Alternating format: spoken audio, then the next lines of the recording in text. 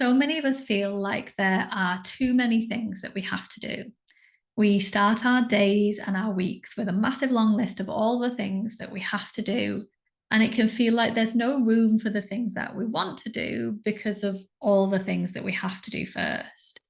And there's a conversation that I have with a lot of my coaching clients and a strategy that I offer to them around this that has a really big impact on the way that they experience their days and their weeks and the rest of their lives. So I want to share it with you so that you can benefit from it as well. And what we talk about is that there isn't ever actually anything that we have to do. We don't have to do anything. As adults with free will, we always get to decide whether or not we do something. And there can be consequences if we don't do something, but we always get to choose whether or not we do it. So I can tell myself that I have to feed my kids. I have two of them and they're little snack monsters. So they're always after a snack. They're not really keen on the main meals, but we give them those as well. So when they're at home, there's a lot of preparing food and feeding them and responding to their requests for snacks in between. And I can tell myself that I have to feed them. I have to feed them all the time. And I have to pick them up from nursery and from school. And I have to do the laundry and pay the mortgage. And these are all things that most people would agree and say, yes, those are all things that you have to do. But I actually don't.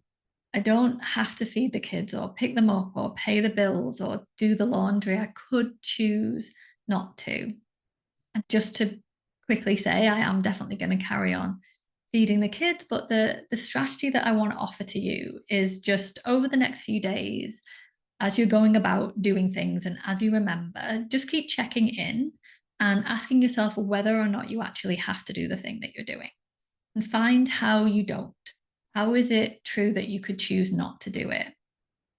Because from there, you can ask yourself whether you actually want to do it. And what you might find is that some of the have tos on your list, they're actually things that you want to do.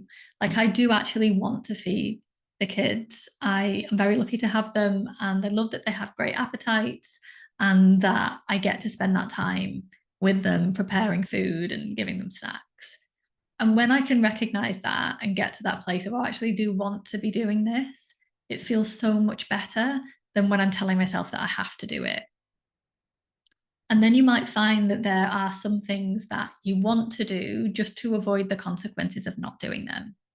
So, like for me, if there was a way to have clean clothes without doing laundry, then that's what I would want to do. But since there isn't, I do want to do the laundry so that I do then have clean clothes. And just that shift of I'm choosing to do this because I want the outcome that it's going to get for me, it feels a lot better than just telling myself that I just have to do the laundry. And then you might also find that there are things that you neither have to do nor want to do. And that's your opportunity to free up space for things that you actually do want to do or things that you want to be doing.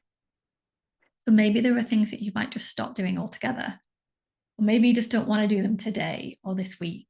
Or maybe you just want to do less of them. Maybe there's an opportunity to delegate some of that or to share it with somebody else. So I hope this is really helpful and it gets you spending more time doing things from wanting to do them rather than from having to do them and enjoying how much better that feels.